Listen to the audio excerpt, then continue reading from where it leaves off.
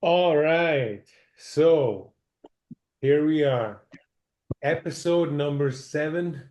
And I personally can't think of a better film than Escape from fucking New York, baby. Let's fucking go. Everybody wants to. Everybody wants to escape from New York. Everybody does, dude. Everybody, even If today. if I put like a checklist of on a notepad, this movie checks off all the boxes. Badass character name, Snake Plissken, checked. Check, Eye patch, check. Badass check. jacket, check. Snake tattoo on your torso, check. Fucking iconic actors, fucking what's his name? Van Cleef is in this, dude. The Steve guy Van from Cleef. Fistful of Dollars trilogy. Yeah, Tom Steve Yes. Van Atkins Cleef. is in this. Yeah, Tom Atkins, Donald Pleasance, Adrian Fucking Barbeau, Isaac Hayes is in this Isaac Hayes with his chandelier with the limousine, chandelier limousine, dude. Cannot get more iconic than that. his pimpmobile. Hell yeah. So, had you guys seen this film before? When I was Many, young. many, many times. Many times. For me, this was one of those like as I was coming into film school and like kind of becoming aware of film history and kind of like cult films. This was one of those posters that was always in like the hallways of like New York Film Academy. And I was just like, man, who is this John Carpenter guy? And like, what is all the fuss about?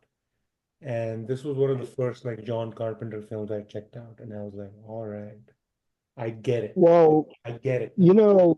know, James Cameron worked on this movie when Really?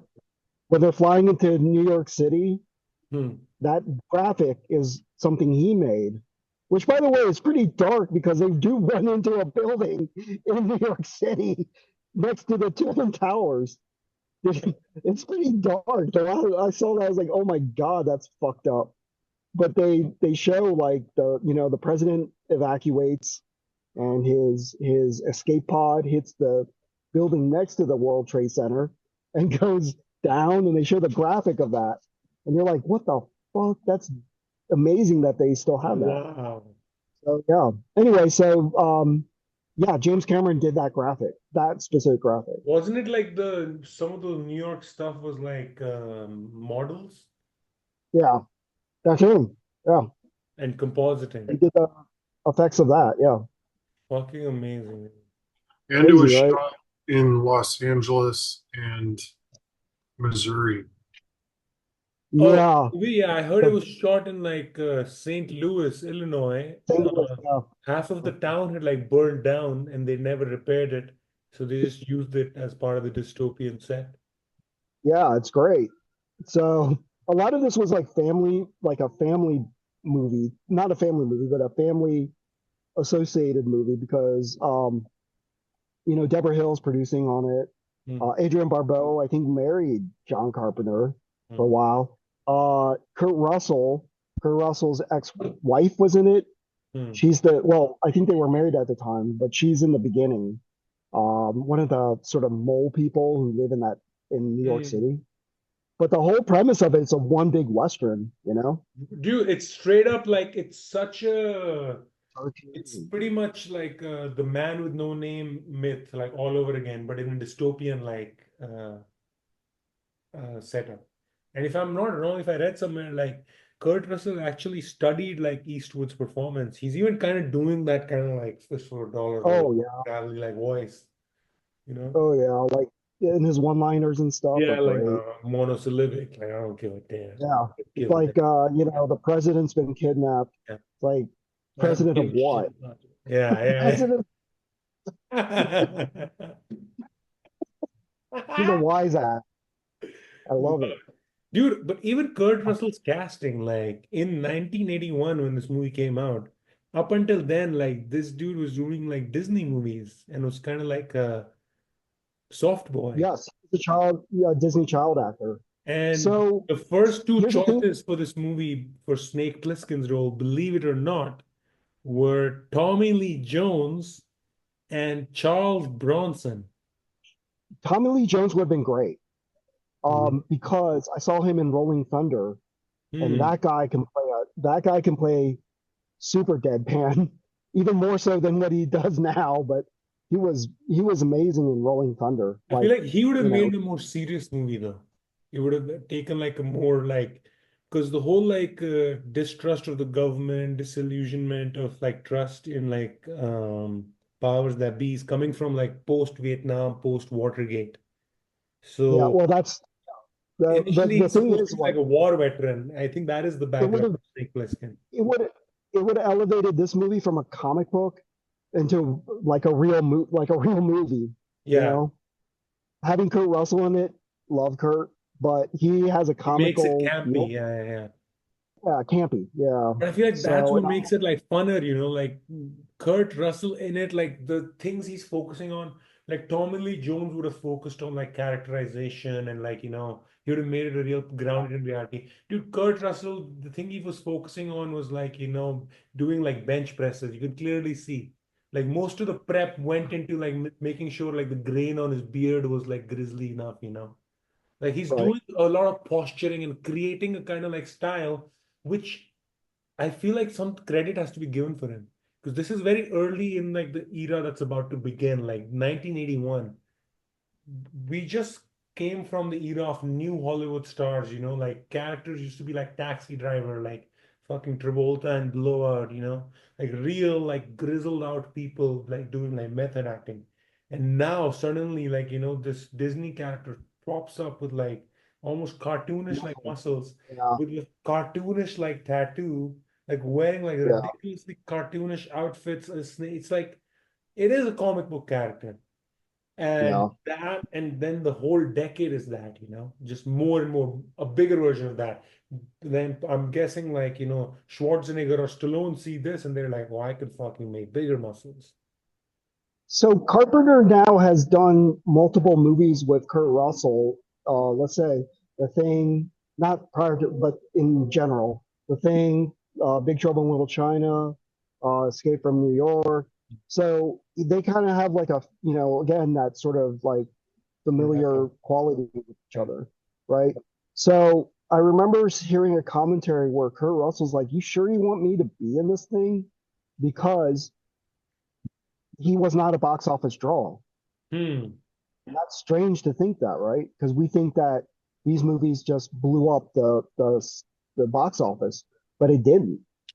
And you know, it was just like a lot of trust for the studio to say, okay, well, They were put betting on him, yeah. yeah, and to have faith in him. So of They course, were taking a Kurt chance. Russell, they took a chance with him. And So that's credit great. to like John Carpenter really, because he's the guy who believed like he could pull it off. Well, I mean, look, he that's one thing that we should really give John Carpenter a lot of credit for is that he stands by what he believes in Hmm. and pushes forward. And of course, now we have a classic. This movie is a classic, Dude, in every single Get in way, there, like, get the president, you know, before your head blows up. and you can see the kind Blow of your head. influence of a later, like a lot of dystopian films later kind of like follow this like premise. And I guess it's like the oldest premise, like in a story. It's the Alice in Wonderland premise. You go down this like crazy tunnel of characters, and increasingly the characters become more and more bizarre, and you get into Yeah. crazier and crazier situations until you come out on the other end. And Well, then they preface it with a lot of like unseen faces, and the ones that we do see are like albinos and weird looking like rat faced people. And so we're interesting thinking thing to you bring ourselves, that up because like a lot of the cast members and the extras were cast from around like St. St. Louis. Louis, So it's like non-actors. So it gives that film another quality of like, like real, yeah. reality. Well, Yeah. like, well, we're seeing these people like really grizzly and we're like, oh fuck, this is bad. But then we meet Kurt Russell in the next scene, and we're like, this guy fits in. He's gonna be all right. He's gonna come in there and kick some fucking albino ass. So yeah, great. You know, and then then you get Adrian Barbeau coming in there, and and I feel like it's the little eye candy. I feel like we've um it's weird, like the balance movies used to do back in the day. It's a movie that's not taking itself too seriously, but at the same time, it's not the modern version of that where it becomes almost a parody of itself, and it becomes too like wink wink sort of way. It's like it's not taking itself seriously, but it's doing the things you need to do. Like it's committing to the bit. It's going the route of a dystopian movie, trying to do some sort of like character development. It's going like with the plot and like following like a story. Whereas like I feel like a Well, lot of modern films, they just completely abandon the bit. It's like, having Lee Van Cleef in there gives it a gravity, Mhm. 100%. dude, Having him in there what a because it's face such a card. it's like having Donald Pleasance there as the apparently an English president of the United States.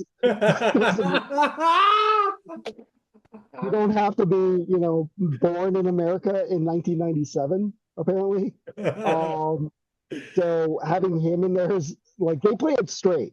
They play it real straight, right? And it makes it like that cult status. I think that's what we appreciate of it.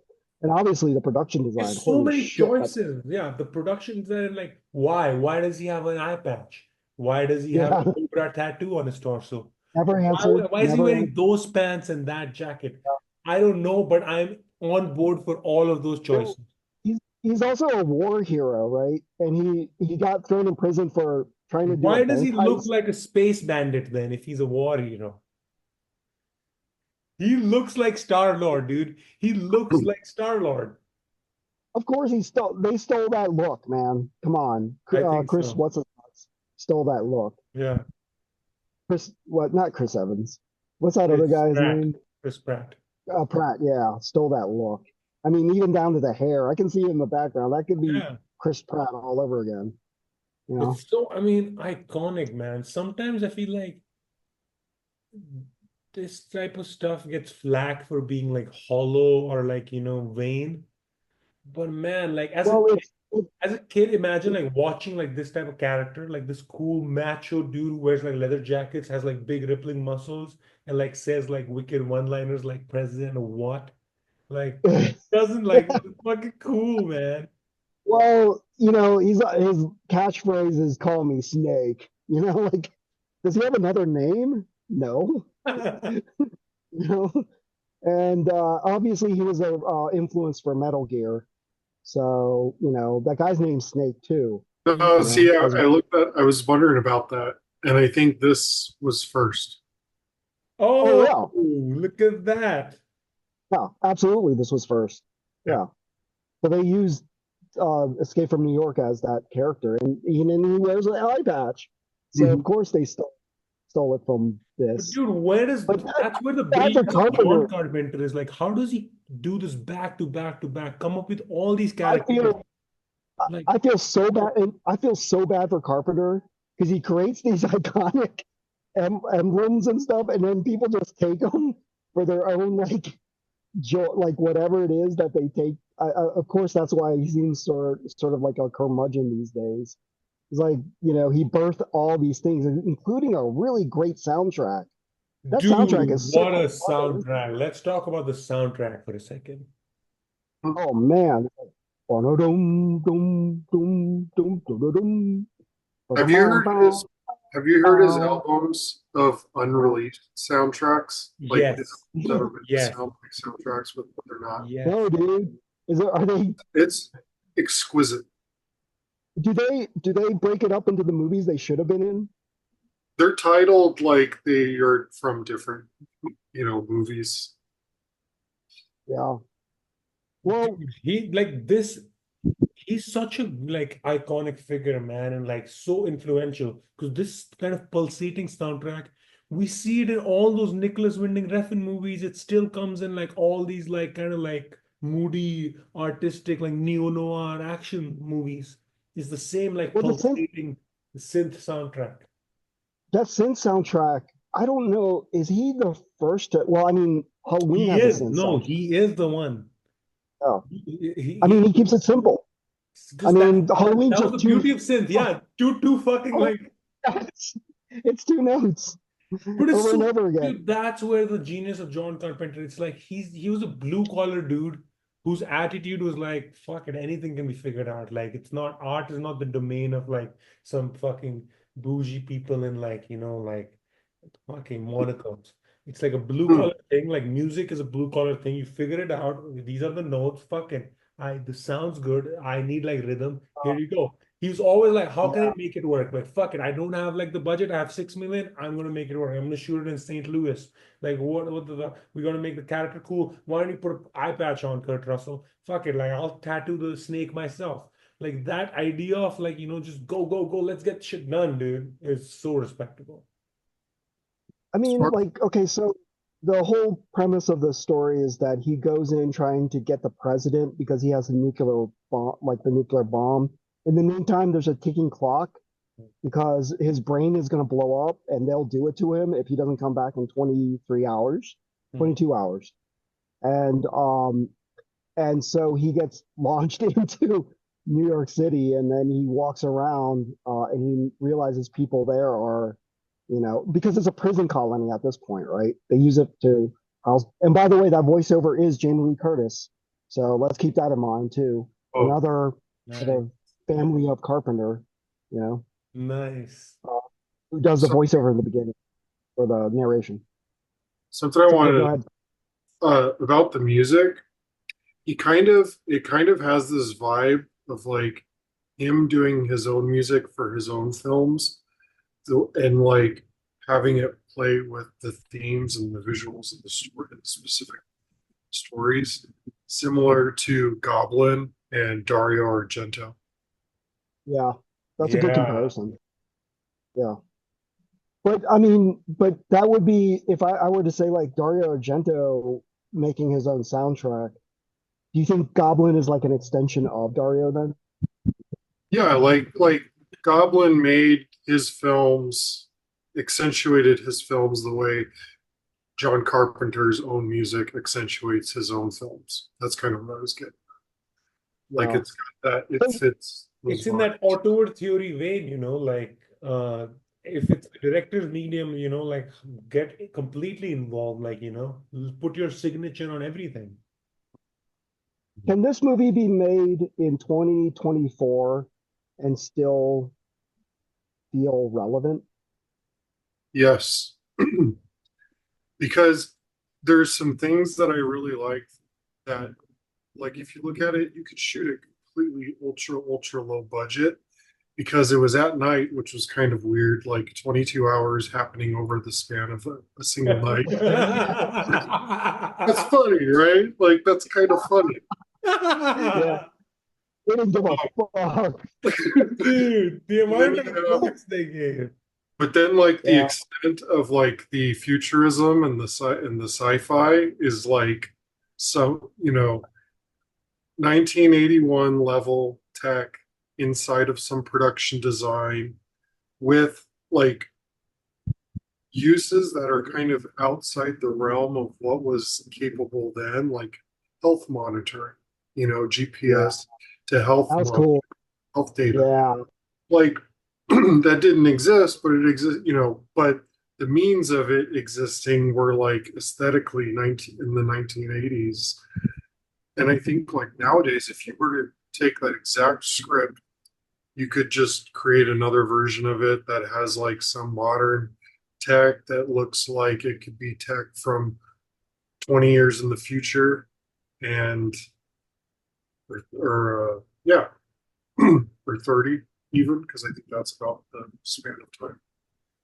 so But we have an important figure that drops into a prison colony, and they have to fish that guy out within a certain amount of yeah, time. yeah, you shoot Pretty it at simple. night, you shoot it in black and white, maybe on Kodak 7222 There you 522. go. Oh, 16. Yeah, some 16, mix it up. But just that high contrast, like I think there was another movie, like you ever seen Tetsuo, the Iron Man?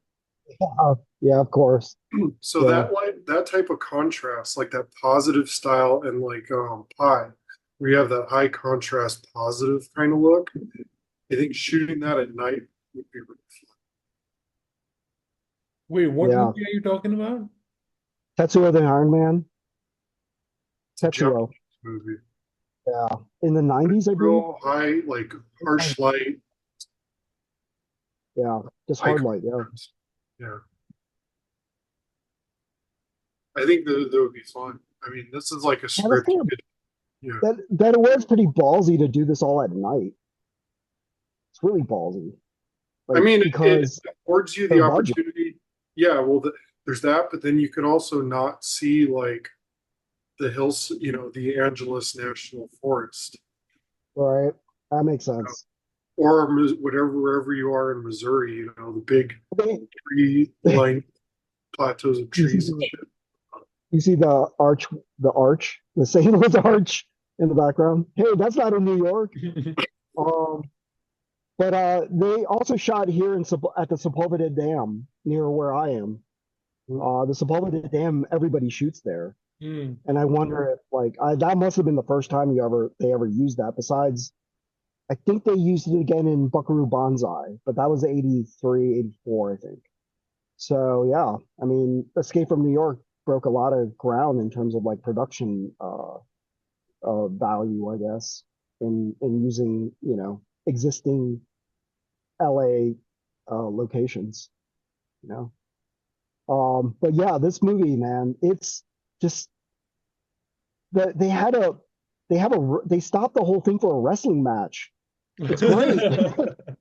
It's WWF. I mean, it's incredible. And they have bats and all this other stuff in it. It's insane. And that's the scene behind you right now, Abene. That's the Yeah, wrestling yep, match. yep, And there a it is. really cool venue, you know?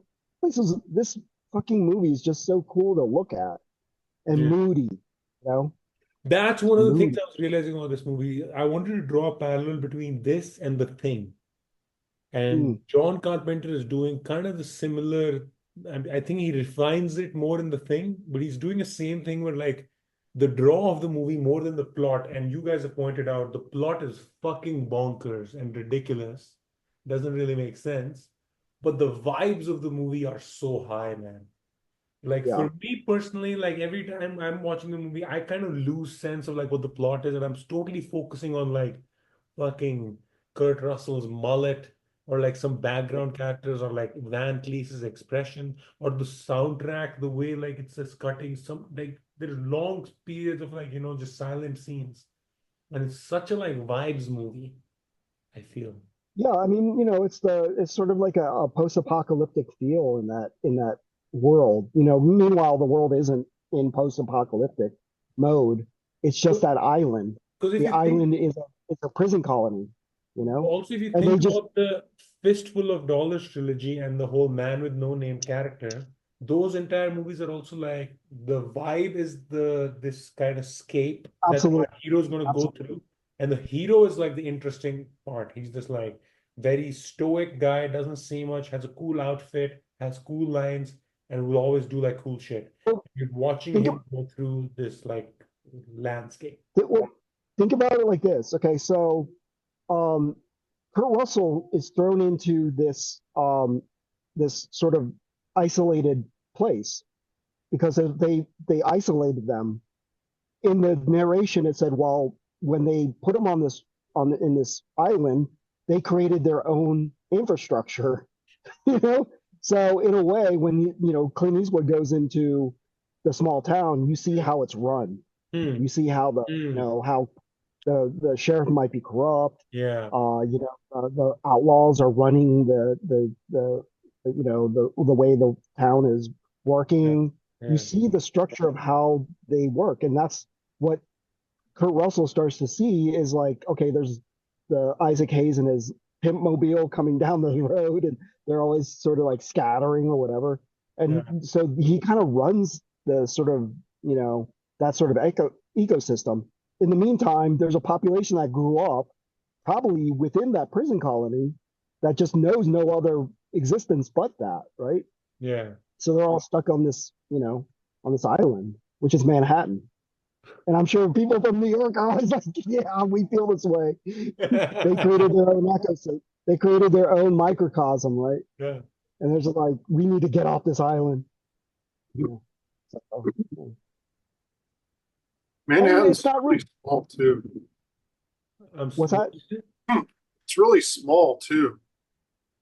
Like I've walked from the Upper West Side to uh, Times Square Hmm. back, and I was like, wow, this is just it seems big, but it's like it's It's not walkable. that. It's Yeah. walk.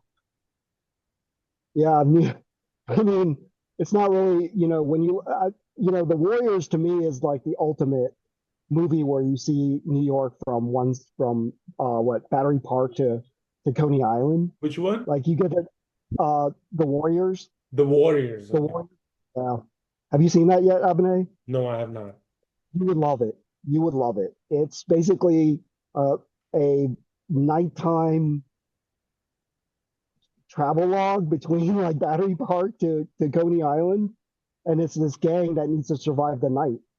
It's really cool, and all these other gangs from that area are trying to pick them off because they think that this gang had killed the main gang guy, um, Cyrus, yeah. Nice. It feels as it has that same mood as Escape from New York. Hmm. I mean, they really lean into the New York sort of grime, I guess, of that era. But this is what, 81? This is 81. 81. Yeah. Uh, It's got that like Biff's 1984 aesthetic.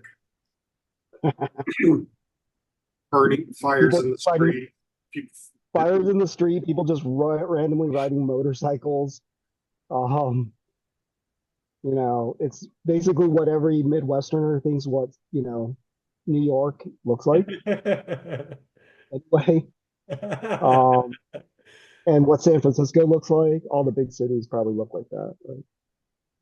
But yeah, I mean, Escape from New York is just I mean, even the title is like really kind of campy, Yeah.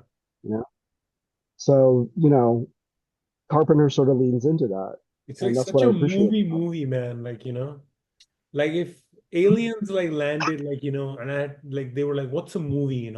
I'd probably give him a VHS of like Escape from New York. I'd be like, that's a movie. So, do you think Carpenter's a funny guy?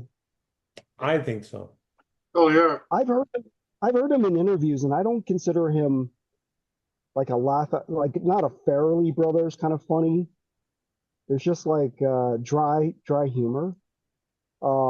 He really really gets into I I don't know though. Like everybody I've talked to who's actually talked to him Hmm. seem to think he's kind of really super grouchy now.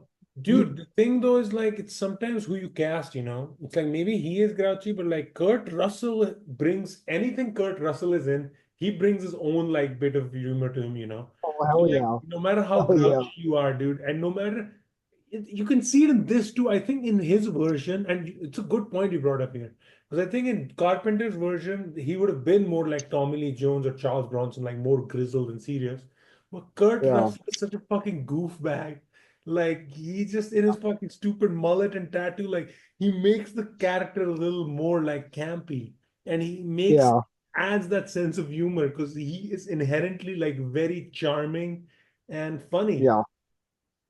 Yeah. There's no way to get past that sort of like, uh that sort of anti-hero He's like a that cool he's like dude. Like you would want to be his like friend. Like he's that guy. yeah, Whereas Charles Bronson or Tommy Lee Jones, like you'd want to like step away from because they'd break your jaw. yeah. Yeah, specific like definitely Charles Bronson. Well, definitely Tommy Lee Jones, but Charles Bronson doesn't seem like he ever needs a sidekick or anything. You Yeah. know, Kurt Russell had the girl was his sidekick for a while. He has a sidekick in this, right? For just a bit, and then they just kind of disappear. If I'm not mistaken. They have like a really quick interaction, and then they just get killed by the cannibals or whatever you want to call those the town zombies. So The urban, that the tells you urban, already he the works urban alone. He works alone, people. He's got to move, because his head is going to explode if it doesn't. Um, and the other thing I love about Kurt Russell is like he's game to do stupid shit, where he gets pummeled in the ring, and you can just hear I can hear like Carpenter just laughing watching him just getting thrown around and stuff. Kurt Russell just plays it up. It's great. I love it. And their commentary on it's great. They're just like a bunch of old friends just laughing, like at all the struggle they had to go to make this Mm, thing. You mm, know, it's war stories. I love that stuff. I mm. love war stories. Cinema war stories are great. This generation doesn't celebrate it as much as we used to. It's like, oh shit, you remember when we had like cold pizza that night? Oh yeah, it was Mm. awful. Gave me, that kind of stuff. Oh man, I have a story for you sometime. Tell War us. story, a cinema war story. Tell us, man. This is the place for Uh, stories. this will go for another. So have to be another time. But Yeah, so what are the ratings, guys? What would you rate this movie? Jake. 5 out of 5. This was like it was everything. It was a perfect movie. It's a solid, perfect movie. How about you, I Tom? too am a I too am a 5 out of 5. Love Kurt Russell. Love Lee Van Cleef. I love their face off. I love the fact that Kurt Russell couldn't see half the time because it was his idea to have an eye patch, and then he was like, "That was the worst idea I ever had." I don't love that there was a sequel, Escape from L.A., I've heard that's which terrible. I haven't seen that. it's not as terrible as I remember it, but it's still pretty bad. It loses a lot of the sort of like the charm of this sort of DIY feel of this movie when Mm, they had a massive budget on LA. mm, I love the trip he takes, the people he meets, the strange like because we're always curious too. We're going with we're going with Snake here and looking at all the weird shit that's happening and then just going along with it. But mm. he's able to like, just sort of kill them all and sort it out later. And I like that the ticking time clock Mm. because I like that idea that is he going to make it? And they really play that up, really play it up. Um, Now people have already seen it, but I love that everybody around him dies and he saves the president. Um, and there's a lack of gratitude. There's a lack of gratitude that they still have for Snake saving the president of the United States. Dude, the last scene is with Um, him like getting a shave and like yeah, he's fucking telling him off. well, yeah. I mean, he's like, I knew you were gonna fuck me over, so I'm out of here. Bye.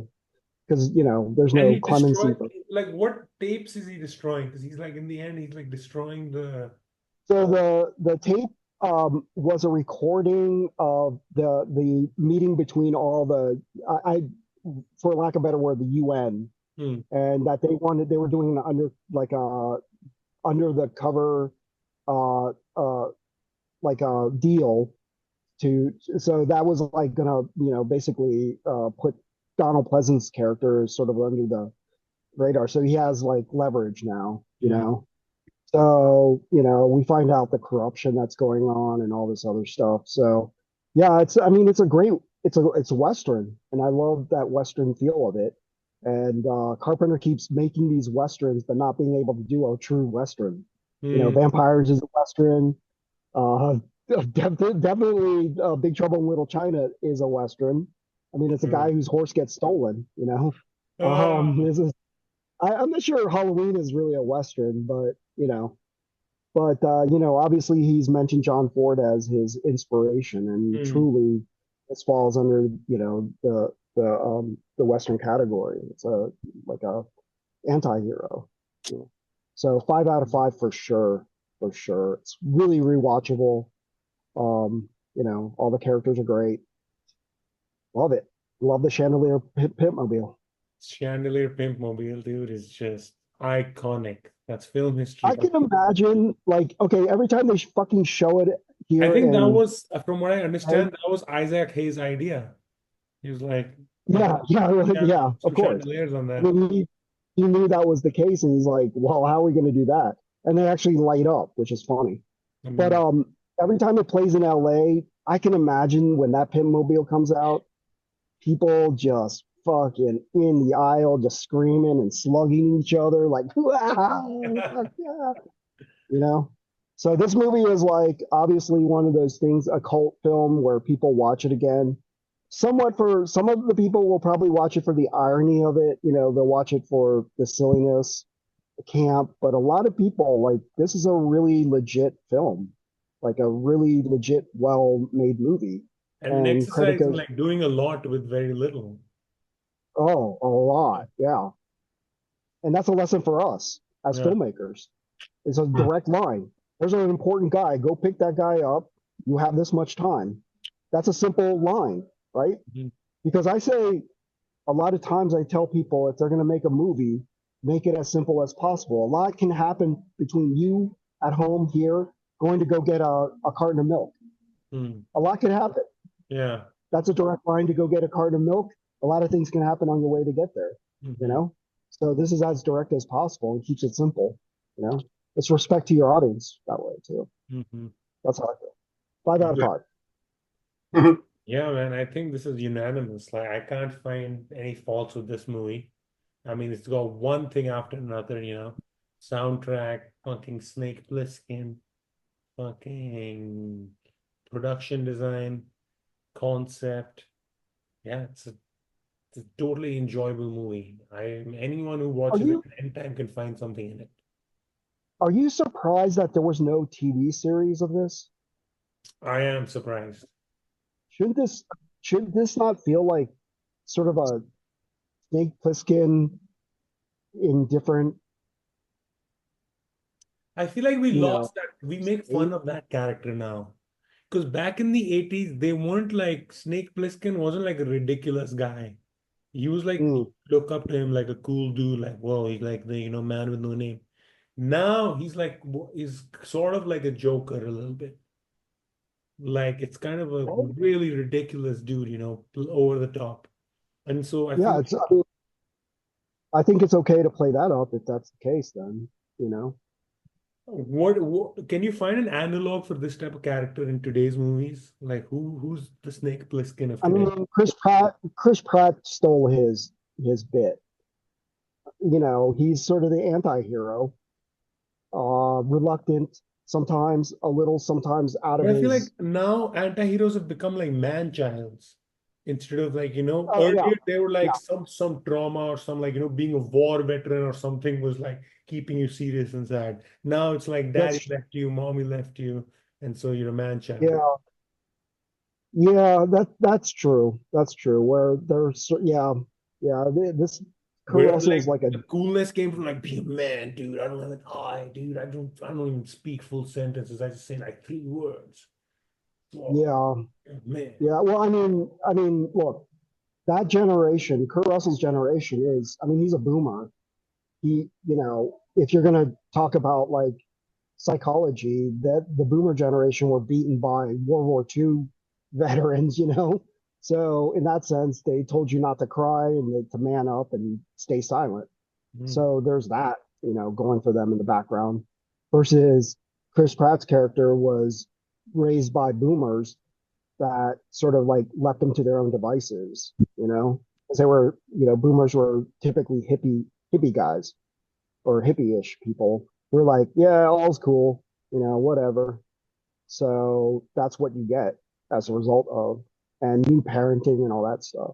Hey, If you're gonna whatever go, happened to like this whole generation that was in the like, mid 2000s and they were all like shoegazy and had like terrible haircuts and like wore like two t-shirts and like, emo, yeah, is like that sort of emo? emo. No, it was like before emo. Like emo is like the you go too far into it. It was like the kind of like and this character was really celebrated. Like Vince Vaughn would play it in every like character. It was like the lazy, schleppy kind of dude. And like laziness was really like celebrated. Like Jason Segel would play this character. Like he's just like a Hmm. lazy dude who just kind of has like bed hair and just kind of is like sort of a rocker, but sort of punk, but sort of this and sort of that. And like maybe we'll wear like a loose shirt with like a t-shirt underneath, like, and it's kind of sort of like maybe preparing to Was be that something, but that's not are you talking about like grunge era stuff? grunge era stuff. Yeah. I mean, that's bound to come back at some point, which I'm not looking forward to at all. You know, because I was a teenager when grunge came out, and I'm just like, oh God, I know it's gonna come back. It's gonna suck ass, you know, because the '80s came back, and I dig the '80s, but I do not like the grunge era. They say, I don't know where I heard it. It's like someone said, like, show me the heroes society worships, and I'll show you the future of that country. So it's like there's something to Interesting. be said, like what type of heroes, what type of characters are now we celebrating? Because in the 80s, it was this type of a character, which would now kind of be Snake Hmm. Plissken is pretty toxic in today's world. He's like a red flag. Would you, would you, yeah, I bet, yeah, this guy's gonna take a shot at the president. Would you consider Tom Cruise a hero? But do we worship him? No, no, no, What do we no. worship? I'll tell you the type of guy we worship. No, no, no. The modern, and I don't mean like now it's even harder because like it's divided in pockets. But I feel like the general mainstream. What is the Jack? gen? Okay, so we're back. So Yeah, I was heroes. talking about the stars of our times. Who are the stars of our times today? It's very easy. It's very easy to know the stars of your time are because at any given moment uh, or era, Hollywood will try to push a certain few individuals onto you. So just look around the movies and notice the faces that keep repeating. So Timothy Chalamet, Austin Butler, Florence Pugh, Zendaya, and a handful, a couple others. It's this type of andro Scrawny. androgynous, bisexual, um, kind of vague figure. That's the new Yeah, you're hero. right. You're right. Yeah. You're absolutely right. There's the And rat face, it's a very clear reflection of rodent what our time looking. is, because the biggest question is like people are questioning gender identities or um Yeah. kind of this, even like you see all the like actors, like now the cool thing to be is this kind of like psychedelic, like ultra postmodern, like plugged in figure, who's like all of these guys, like they seem to have gone like through like the, for lack of better word, the like abuse of the internet. Like we're all like only now, like in real time, starting to see like what the results are, of like growing up on like constant this like information superhighway all the time. Just like morning routines, like before we even take like a dump, like so much information just goes like right through our head. Never in the history of Well, human race has that ever happened, where you consume like the library of Alexandria before you take your morning dump. we're really living in a comfortable era where everything is like catered to our, you know, living. Look at the guy behind you. That guy is built for survival. But That also like guy, that guy is like he's in his era's like ideal of like uh he'll of like what it means to be like the ultimate like man or like person, where like in the 80s somehow like we reached the idea like, oh, the psychedelic movement is not all about like mind and peace and love. Like you got to go to the gym and get roided, dude. You got to fucking get well buff and swole. That's the only show of like strength. this guy could make a good meal out of a rat. You know what I mean? Like that's what a He's these days resourceful. he's resourceful. So these days we're not built to really survive in harsh environment. We're built for sort of comfort level. Like you're talking about the heroes that we're seeing today, I'll like tell you Timothy what this Chalamet guy can do cannot though. took a rat. This this guy can't do non-aggressive verbal communications and point out Right, right. microaggressions, while holding your hand. This guy doesn't have that ability. You can't make a PDF. He Wow. can't Yeah, make a PDF. That's yeah. 100. He cannot. Right. I doubt Yeah. like I mean, probably Kurt Russell does, but this character, I doubt he's like shampooed his hair, like, in the last year. Right.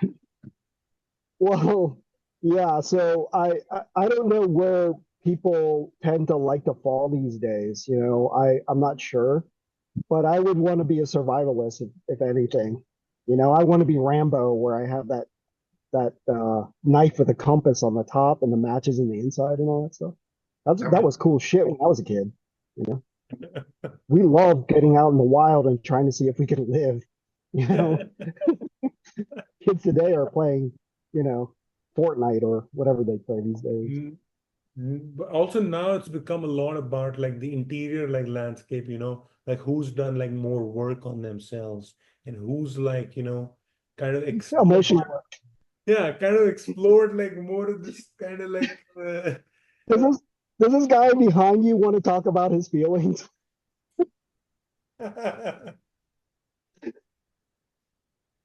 feelings of what? Yeah, well, yeah. Well, I mean, like, yeah, these days that's where we're at. And you know what? Honestly, I blame But Generation X, also, which but is the thing is also like each generation, it doesn't let go of the past. It takes and like it kind of builds on it. So where like when you're coming from the 70s, the idea was once you did these like mind-altering drugs, this like mind to body connection became a very real thing. And treating sure. your body as like temples or whatnot, was the initial kernel of an idea. Now you supercharge this with a bunch of like blow that was freshly available from Peru and Colombia, in the 80s. You charge that up like, and then our idea becomes supercharged into like, let's get fucking fully roided up and get the most amount of muscles possible. Because this is the era of Mm, like pumping iron, where like Lou Ferrigno and Schwarzenegger are like doing like yeah. mountains of cocaine and pumping iron in the gym, and that Yeah. created like this, or I mean, this Yeah. created that rather, like this was leading to Yeah. that. Then you go into like the 90s era, where we can talk about like you guys can say like who your figurehead for the 90s is. If I was going to pull up a candidate, for me, it would be none other than Patrick Swayze, where Mm. now it's like, oh, he he's a super fucking tough motherfucking dude. He can beat up everyone, because that's what was coming up from the 50s and 60s. It was the Bronson, it was the fucking like who's the dude from Bullet? Um Steve McQueen. Steve McLean, McQueen. McQueen. It's like these kind of like understated, like low key guys who like could beat the shit out of you because they're doing like 50 push-ups in their free time. And then Yeah. from that, it goes on to the 70s, like hard boiled, like, De Niro type, like taxi driver character. From that, it goes on to like Schwarzenegger, like roided up. And then in the 90s, it moves on to Swayze, which is like he's a tough character like Bronson, beat the shit out of everyone. He's got like rippling muscles like fucking Kurt Russell or a Rambo, but also he can do the splits and he can also do the dance and he'll also like make a fucking like fucking little vase with the Demi Moore in Well, fucking well, Swayze's thing was always about like philosophical bouncer. He's a philosophical philosophical ass bouncer. because That's like Roadhouse was all about be nice, or when do I, that kind of shit. Or in No, but the obviously reason Point I bring up that Break. point is like because he followed that template, then further encapsulated by Will Smith, who is like a super badass dude who's also funny and can dance, and can move too. So it's like now Mm. like because these like the Schwarzenegger and Stallones were kind of like a little stiff characters. Like they weren't like that like But loose with but when you themselves. think about like but Tom Cruise sort of circumvented all that era from the 80s until like, he's obviously a troubled in the 80s, he's got to live up to the image of his dad or something like He that. But starts out, Tom Cruise starts out as that's a like G. kind of like well, first he was in that kids movie with Coppola, right? Like a bunch of Outsiders. Yeah. outsiders, yeah. So starts out as like a character actor, like kiddie type of thing. Then gets, Troubled youth. yeah, troubled youth. Then kind of gets All the right moves. He's a troubled teenage then football gets his player. like teeth fixed, starts to get like cute boy roles, like chocolate boys, like romantic leads, Mm. risky business, all that sort of stuff. Risky business. Yeah. Yeah. Um, then his career takes an interesting like beat where he starts to like get considered for Action I think movies. a few of his these romantic type movies work so well that now he becomes a bankable star. And then he starts to get considered for action movies. Top Top Gun is 86. So that's when he's like really at the top of his game massively. Like Top Gun just blew out, which was like crazy because Top Gun Maverick brought him back again. It's Dude, insane. honestly, very unpopular opinion. Top Gun Maverick, much better movie than Top Gun. Oh, that's unpopular for me. That's for Did sure. you recently watch it, the I original? hate, I've seen the original, yeah. Many, many, many. How long ago did you watch the original one? Uh, well, I re-scanned it for that bullshit color that they put on it now. Hmm. But I would say about 5 years ago, 6 years ago. Okay. I watched it like at least this year.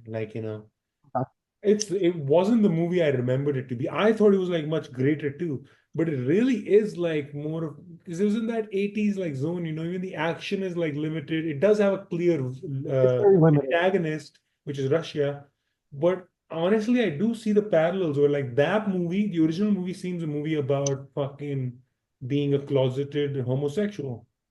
It's Mm. clearly about like gay dudes who are like fucking too mad about not being able to be super gay, which is like it's a movie about like Iceman and Maverick wanting to fuck each other. That's what it seemed like. Just the way it's shot, just the things they spend time on, just.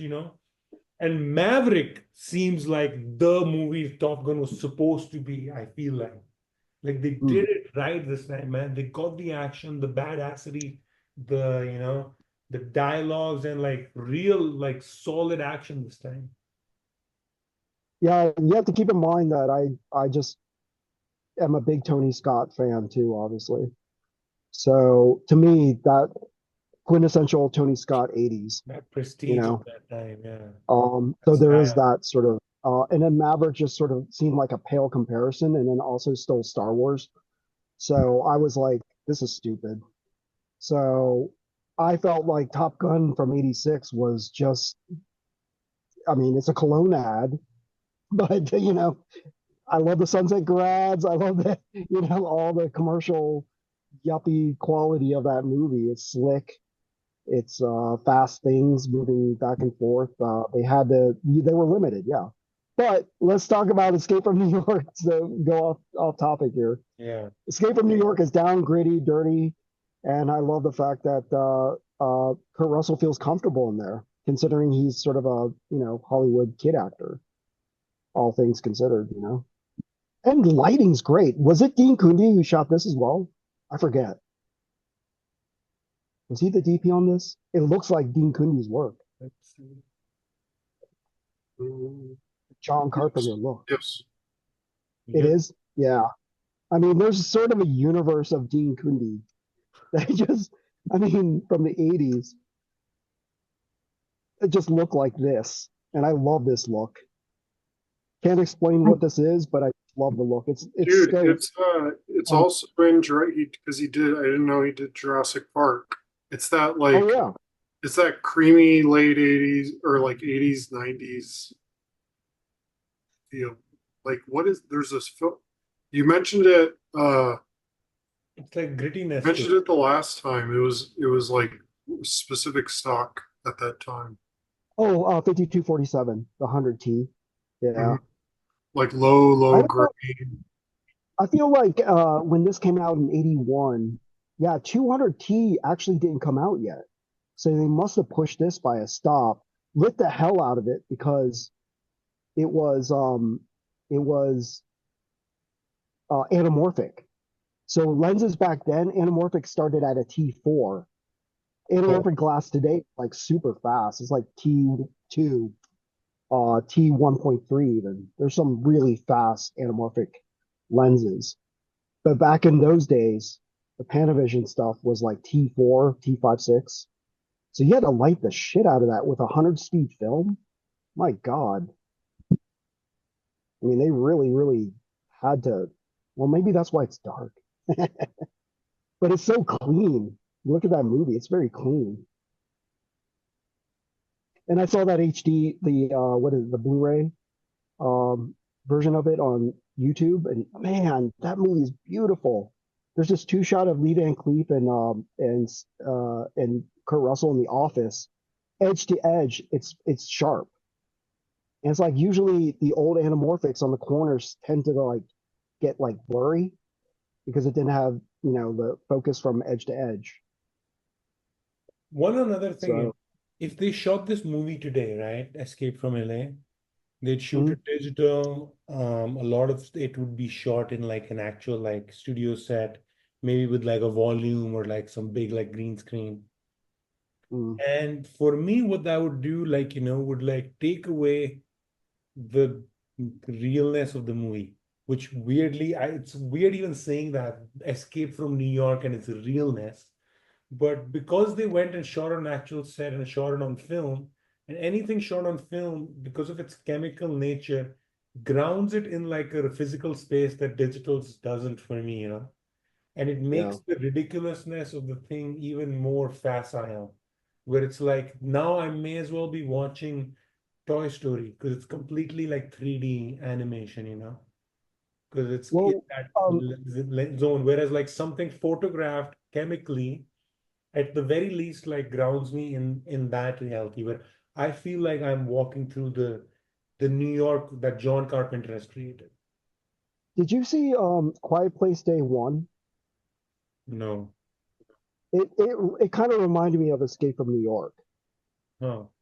because they and it's not it looks horrible. This was the first Quiet Place they didn't shoot on film, and it just doesn't have that sort of glossy. What I called as a kid, I called it the wet look. It's Hmm. just glossy. I think Hmm. I meant glossy when I was a kid Hmm. because the edges, there's no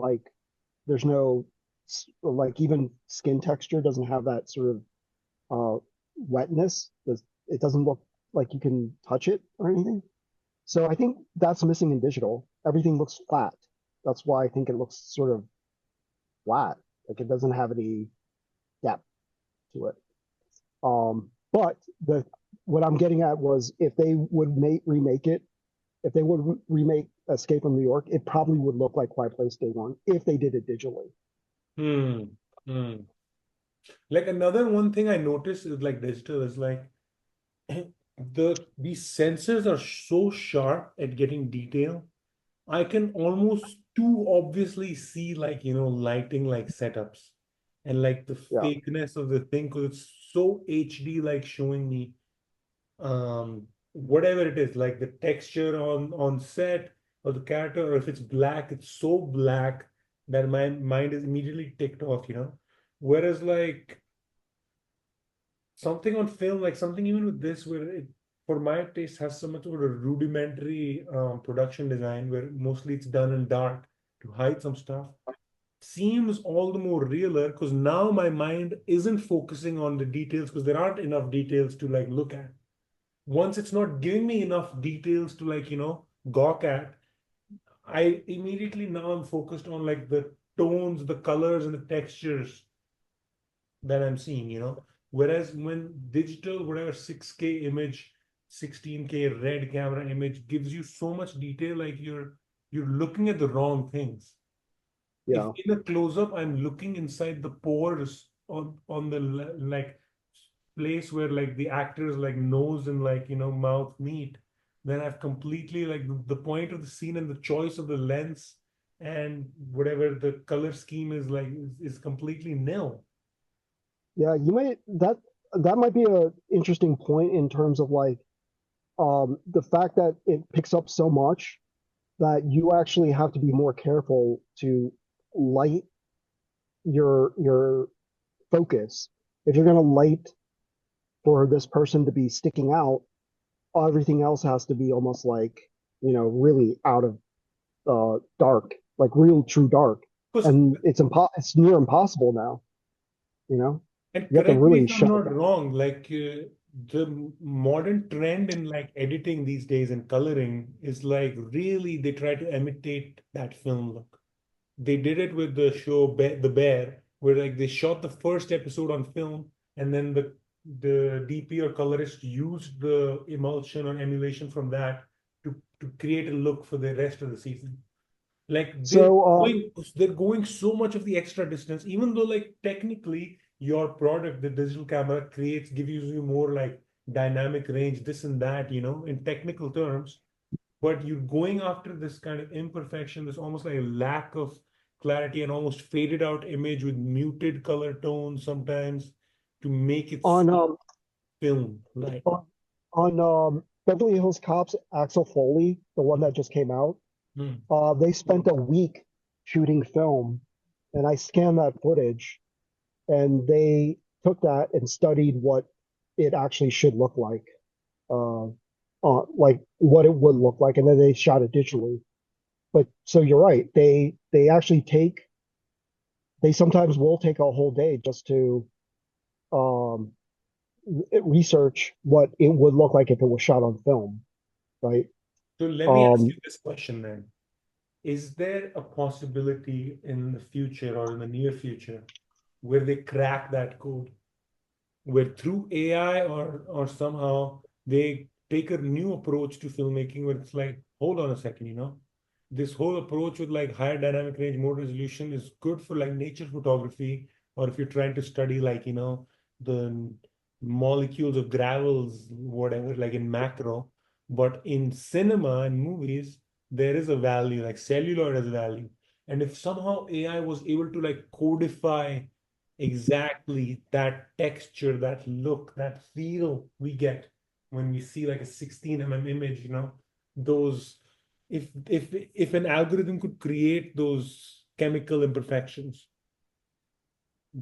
um, do you think you're it's really possible? Do you think it's possible you're with asking you're asking if AI could replicate something that it's based on what it itself feels if it was closer to human. So let's say the AI has a has an idea of what it looked like if they thought it was human. If they completely forgot they were AI and thought they were human, you would you would have to they would have to replicate it through that means in order for it to say, okay, let's say there's an AI DP, right? Hmm. And they say this is what the film of that era looked like and can replicate it. Hmm. I don't know if there's enough bandwidth or I'll give you example. Like if you've seen okay. these like kind of there's like Instagram pages like it's called Deja Vu TV or like there's some YouTube pages where people will do like a super Panavision 50 style Oh yeah, 17 yeah, I've seen version. it. No, no, Yeah, those are terrible. Those are terrible. terrible right now. Yeah, Right right today now. they're terrible. Yeah, Like if you saw the same shit they were doing like 5 years ago, much, much worse, It was like a 2D yeah, dynamic. Today it's taken a leap. I'm saying 5 years down the line, even like film yeah. emulsions themselves, like I don't think personally they've gotten closer, but they are getting better. In that, like some personal DPs I follow have studied that so closely and study it every day, where like they have isolated certain factors that make film gorgeous. I personally follow this one DP. He's in Hong Kong, and he particularly like copies that look of those Wong Kar-wai Hong Kong films. Yeah. He But could studies the it and okay, but isolates those things. but the thing is, people forget that there's a lot of factors that go into how film works. There's people think there's a consistency to it. And back when we were shooting a lot of film, we attempted to maintain that consistency. But there's a lot of things that factor into that. Like, for instance, if in a movie like Escape from New York, and they shot in St. Louis, that humidity could change that batch of film for that day. So they'd have to take that into account. The AI would have to take into account in 1984, in December 7th, or whenever they shot that in St. Louis, with a humidity range of this much to Hmm. affect that film with this, if you're going to recreate it to that extent. Now we're going down a really deep rabbit hole of specifics and nuance that doesn't, like, even that's what I always say with expired But film. that's such a weird You can't irony, right? recreate expired film. But that's such a weird irony where like the factors that make film are those accidents and imperfections. But as Correct. you just admitted, the popular movement in cinematography as it was coming along was to make it smoother, was to create a uniform look. Well, that's why it was created a science that anyone and everyone who will shoot film can create the cinematic look where like, you won't have lens flares and you won't have like pictures like Right. not, and it'll be an even like a properly exposed picture. Yeah. So Well, okay, so, weirdly, so is the realization after all that experiment this that we well, were wrong, that like imperfections and like accidents are something to like well, strive for? consistency, consistency is not, that was sort of a, you can't, there's no way to, like, if I shot a film with 5219, this is why this conversation is really messed up, because people go, hey, what film stock you shoot on? You're not going to recreate the same look I did.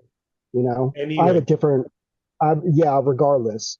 So dude, AI it's would like have even if I tell you like what to, paint like Van Gogh used to create Starry Night, you're not gonna make Starry Night. yeah, you're not going to make Starry Yeah, Night. he used yellow blue. Go fucking make Starry Night. So yeah, so that's why it's really difficult when people ask, like, hey, even with the same lenses, the lens that you have for that film camera is going to be different due to age, Dude, due I to feel like due to everything. this part needs to be highlighted, and that's something I need to be able to articulate to the people like my mom and like the regular schmoes of the world, where I feel like the age of social media and like YouTube has told people that, oh, if I hit record on my iPhone, I'm shooting a movie. No, you're Yeah, not. You're shooting a video. yeah. Movie, it gets mixed up with this more pretentious word. Cinema is Yeah. it's another thing. It's like an art form where like the choice of lenses and the choice of film stock and the choice of production design, mise-en-scène, all these things matter. And the cumulative effect creates like, a third meaning inside you. The, And that's cinema. the specifics would drive people crazy. Like, for instance, I shot, when we did Women in the Park, you have to be there at the exact time, with the exact light, with the exact everything that if you want to get down that road to recreate something we did. That's part of the sort of charm of, like, making movies in general, is that exists in this sort of moment in time that you captured, right? So it's elevated even more when you have somewhat of a sort of an illusion of control when it comes to film stock that's expired, for instance. So that film is unique to your film, and I've tried to say this many, many times. Escape from New York, for instance, with 100T, that film stock doesn't exist anymore. So you're not going to recreate the look of You Escape will from New York, never no matter make Escape from New York, no matter how hard you try. And how. dude, in And fact, AI won't be able to do that. in this world of like AI where anything can be replicated, right? Someone can put a prompt in it and create the exact same thing. I feel like film is going to have a major resurgence because this stuff is going to matter. That one memory you made with this one material that can't be replicated because it's kind of a capsule of that time. Well, okay, so that's a question I ask people too. Do you want to, as a DP, you're paid for consistency. Dude, also, by the Uh, way, I just had an idea for an amazing sci-fi movie, but go ahead. okay, you're paid for consistency. If you cannot recreate something that you've done in the past because you're paid for that look, they there's no reason to really hire you for that. That if that's not what you want in life and you want something that stands alone as unique, then shoot film because everything is going to look different in film. That's the Every one single time. sort of difference between film and digital. Digital, you can recreate the same look, like almost precisely, Literally you an know? algorithm, yeah. It's an algorithm that you can plug and play and say, even regardless. But there's a lot of factors that play into the inconsistency as a film that make it unique to your film, Mm. right? And that just exists in your film. Do you want your film to feel that special? Well, we live in a sort of a disposable media uh, era now where people don't really care. So they're happy to shoot as much digital as possible and then edit it and then forget about it. But if you want to make true, pretentious word cinema, I feel you should shoot on film. Like, for instance, any John Carpenter movie is on film that has that distinct tone to it. Even though a movie like The Thing, Escape from New York, um, Big Trouble in Little China, there's a consistency to how he sees the world and how the film stock plays within that world and the lighting. And that comes with hiring the same DP who knew how to achieve that look specifically, right? That's just his aesthetic. Film stock changed throughout the era, but he still maintained that sort of consistency. I could look at a movie back in the day and say, John Carpenter directed that. I can tell. Tony Scott directed that. I can definitely tell. But we don't have that anymore. You know, I look at some of these movies and I can't tell who the director or DP is. Mm. So that's another charming part about a Carpenter movie, or even things he touched. Like last week we did Halloween 3. Um, he didn't have any much to. I mean, he was a producer on it, but I doubt he was like, "Hey, that light has to be over here" and whatever. Mm. But there's a consistency to it, right? So he Their knew how to signature is achieve. on it. It's a signature. That's a good word for it. Signature. So, but at the same time, there's a uniqueness to it that will never exist again, right? So I think if you wanted to recreate that era, and Stranger Things tries very hard to recreate an 80s era signature. They get the tone of it, but they don't get that look, It's whatever that missing. is. But you get yeah, something is missing, but it's Like, but not. how much They don't. more better would it have been? The same exact show, same exact way they're shooting just on film. It would have elevated it that much more. Then it would have felt like an artifact, you know, from the I, 80s. I think so. I think so too. Like I think that would have felt more closer to the spirit of what they were trying to capture. But if you went on digital, I'm like, why ever shoot any period piece on digital? Like I don't get that at all. Like period pieces have to be, to me, in my opinion, have to be on film. Then people get smart about it. They get smart ass about it and go, oh, if it's in the 20s, you're going to use a 1920 camera. I'm like, no, dude.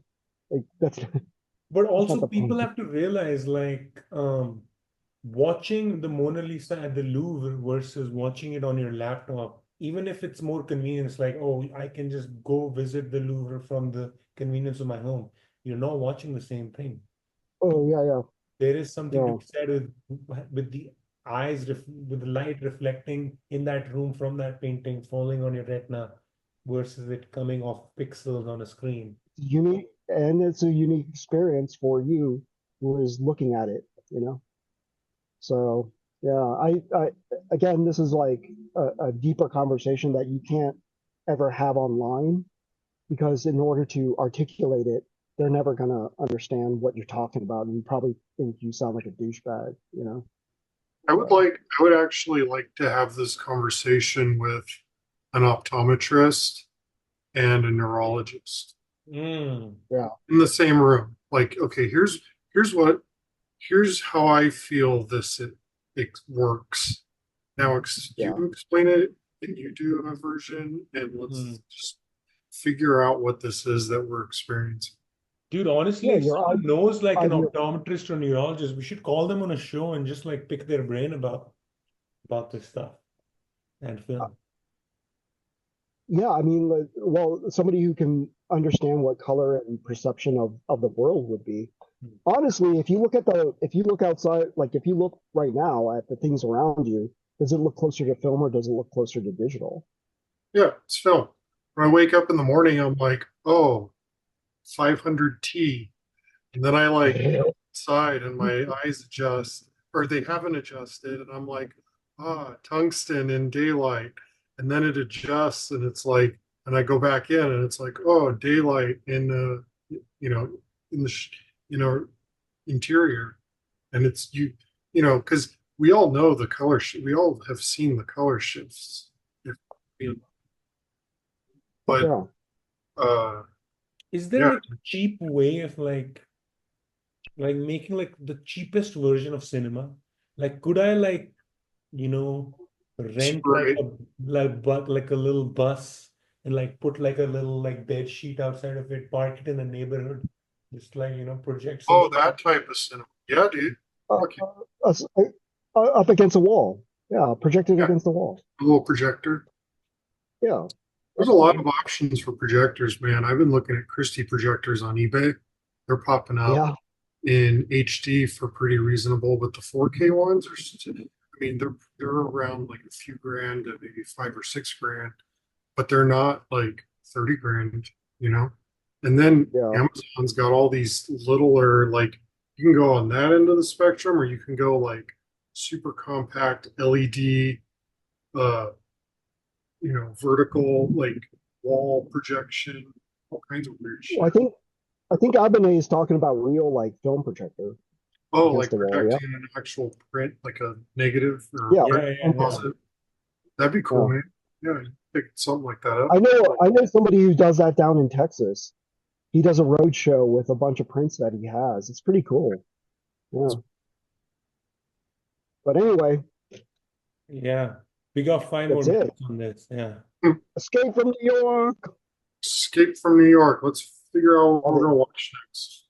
Yeah, yeah, Oh yeah. yeah. Let's do that before we go. Um, what's everyone's picks? Dude, I feel Go like ahead, we've been Jake. doing like a lot of Oh, like very popular movies. I feel like it's as a I'm gonna film throw group, it's cut. time to do something like, more obscure. Yeah, I'm gonna throw Cutthroat Island out again. Oh shit. Oh my God.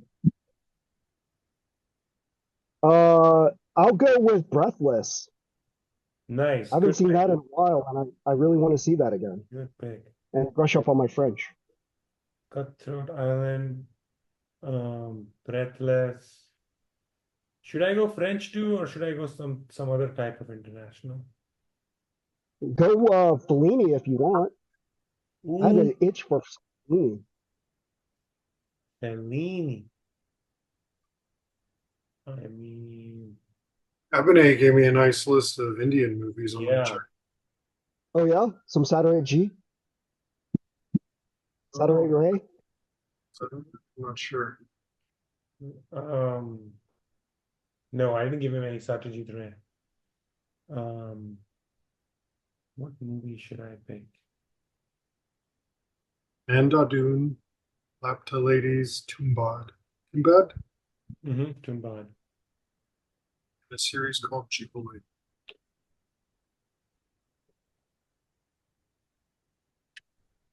Looking forward to those. Oh, have you guys ever seen this movie called The Handmaid's Tale? Yeah, Natasha Richardson. No, no, no. It was like the Park Chan-wook film. Oh no no no, that I've not. Okay, I'm Yeah, gonna put that. The Handmaid's Tale. Handmaid's Tale. Handmaid or Handmaidens? I don't know. Okay, Handmaid's Tale. yeah. Handmaiden's Tale. I think it's Handmaiden. Handmaiden, yeah.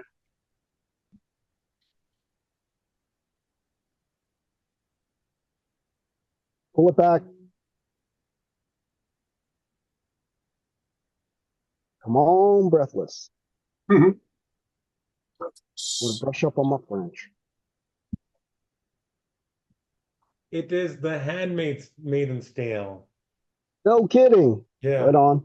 Aiden's. Handmaid's Tale. It's a Park Chan-wook film, dude. Crazy plot if you guys haven't seen it. Well, looking forward to it. Crazy plot, dude. Well, this was a pleasure, like always, guys. Right Um, on, Ebony. Right on, Jake. right. Yeah, cool. Till next time. Till next Have a time. great week. Signing You too. off. Cheers. Adios.